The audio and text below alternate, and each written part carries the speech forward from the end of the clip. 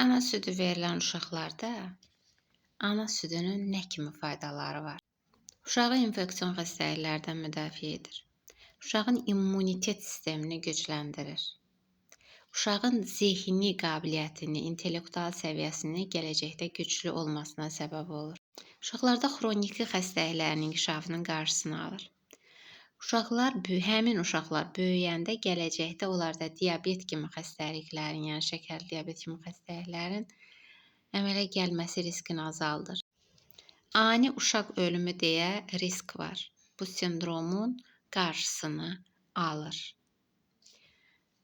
Uşaq ana südü ilə qidalanarkən onda endorfinlər əmələ gəlir.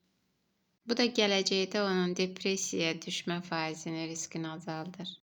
Uşaqda allergik reaksiyaların yaranmasının qarşısını alır. Yəni ana südü ilə qidalanan uşaqlarda allergik reaksiyalar daha az rast gəlinir.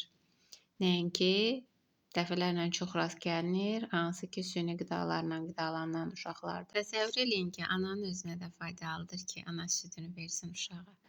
Anada osteoporoz deyilən xəstəliyin qarşısını alır. Qoymur inkişaf eləsin.